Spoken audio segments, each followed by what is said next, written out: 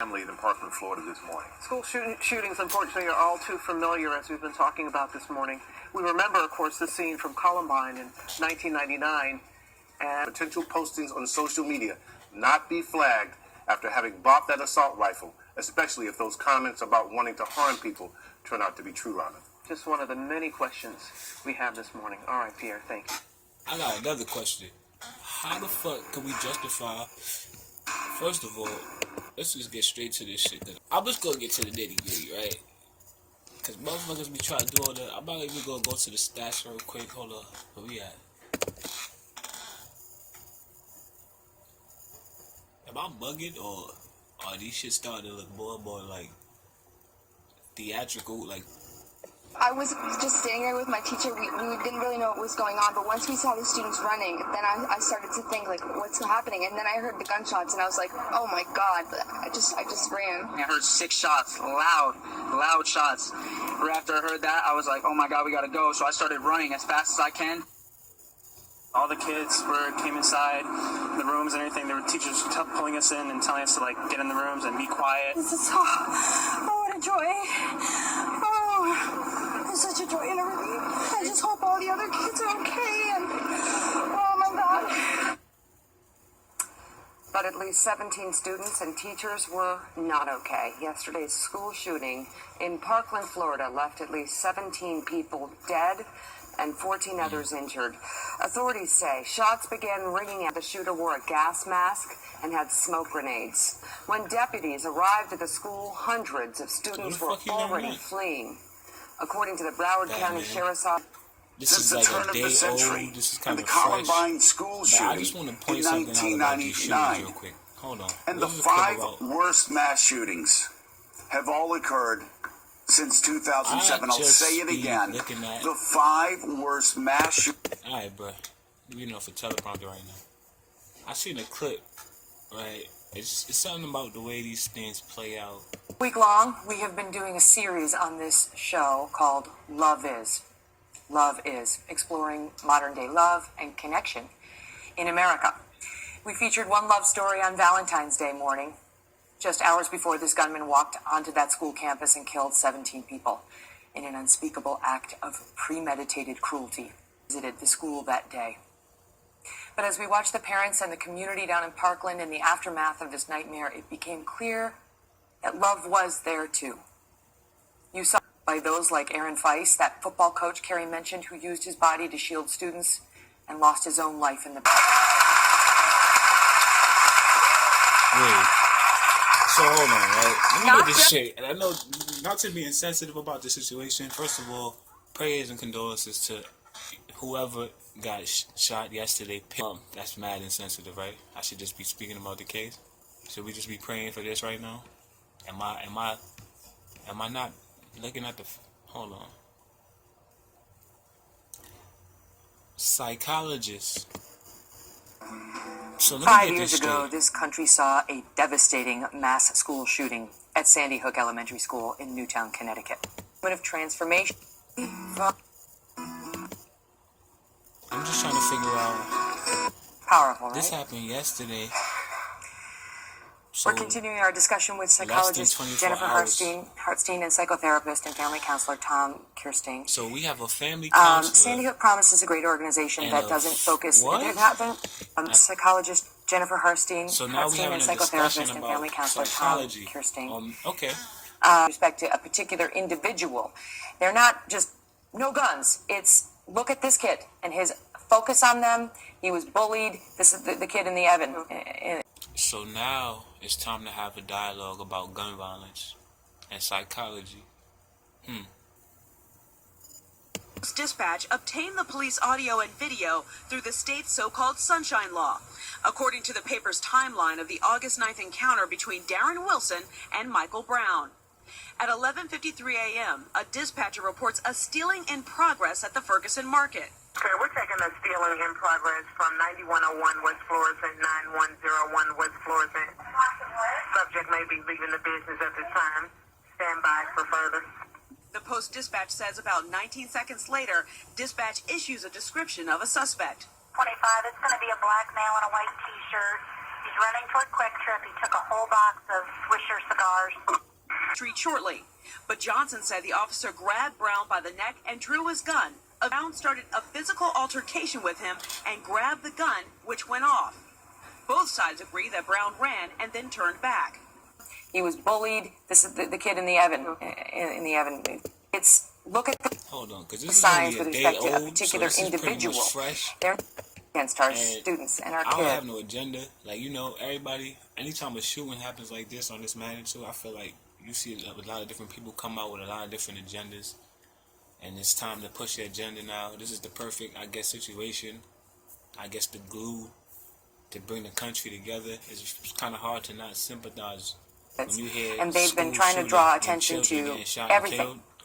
The warning signs with respect to a particular I have a problem with individual. the narrative They're not just and the way they no paint guns. the picture. It's When it's, I mean, needless to say, I just played the clip so that, you know, I'm trying to basically show you the contrast and the way that they depict when it's one of us versus when it's one of them.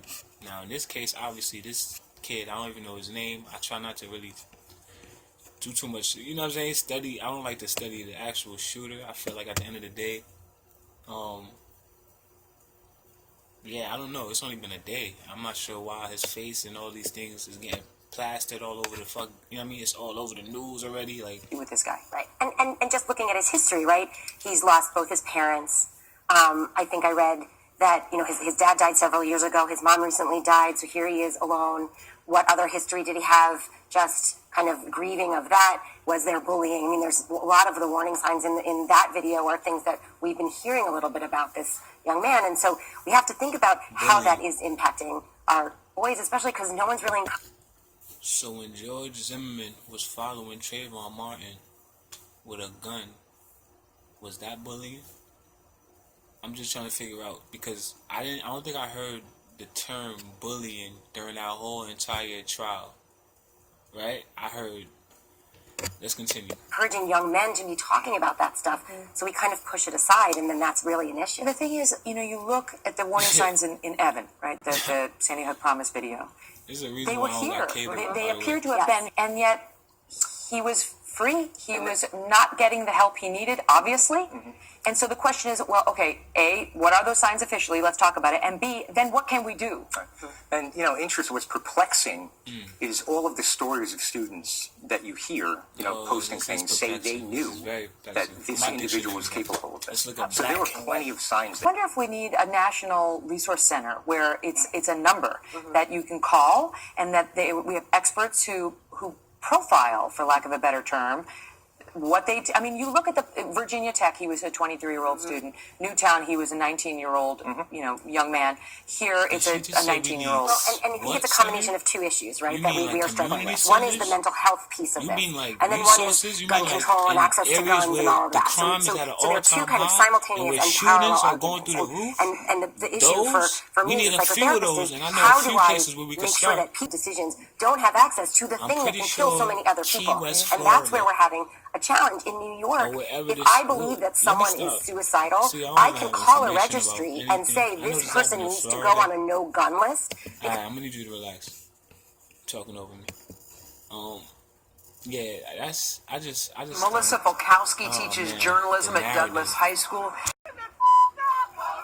Last Saturday, 16-year-old Kimani Gray was killed by police, shot 4 times in the front and 3 in the back. The NYPD claimed the teen had pointed a gun at them. However, this remains uncertain.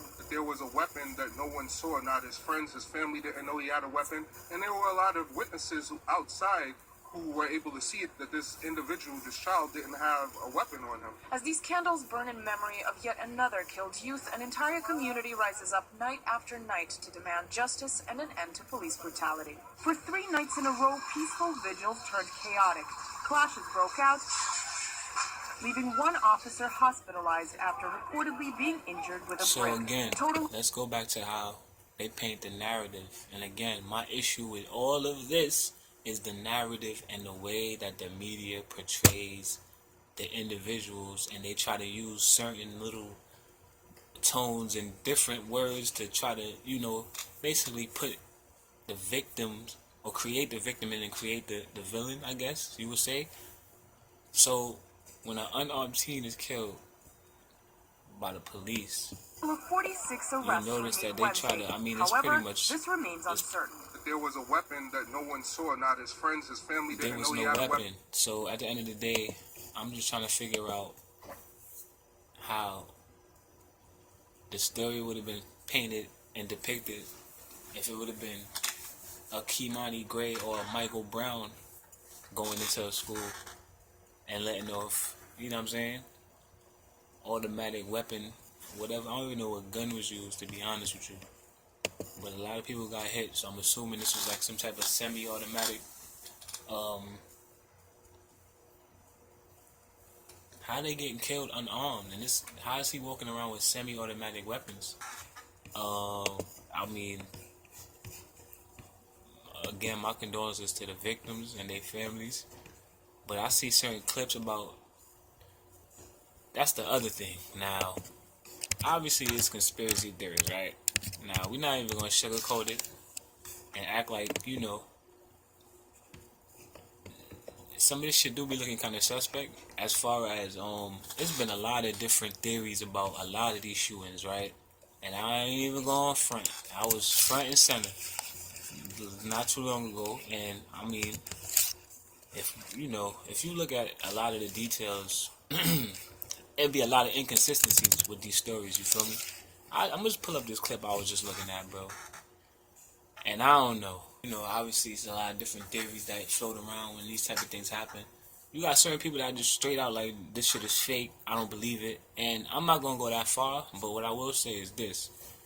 Some of these parents being questioned as far as their demeanor, and I'm just gonna put it to you like this. This happened less than 24 hours ago. Okay? Now, I'm pretty sure that everybody can... Let me just play the clip, bro. Sharing his pain at the loss of his child. You trying to tell me that us all less of than what 24 hours, really you lost your child. You gonna be on CNN. This makes no sense. With a this Nike shirt that says, my girl, just do it on. My 14-year-old baby. And for those of you who know my Jamie, she was the life of the party. She was the energy in the room. She made people laugh. And yes, sometimes she made us cry. But she was always known. She always made her presence felt. I sent her to school yesterday. She was supposed to be safe. Like, certain shit is like, like, what are you doing, bro? First of all, as a parent, I don't see how you could even muster up the energy to be on CNN giving a eulogy to your dead daughter who just got shot in a school shooting. First of all, like, it just don't make sense to me. Like, why is it playing out like this? You can clearly see that there's a different narrative and a different tone and a different situation. It's a whole different scene. The same result, a child was murdered, right? But at the end of the day, I don't, like, this shit is just, it's bullshit. Like, I mean, it is what it is. Like, I can't even, I'm just gonna call it how I see it. At the end of the day, I'm not trying to but I can tell you, insensitive to the victims. Don't tell me indeed this there's is no real. such thing as gun violence. It happened in Parkland. Oh, we know it's gun violence, sir. There's been gun violence for a long time, and all I'm saying is this. Because at this point, I'm about to cut the video off. I'm kind of, like, nauseous at this point. Like,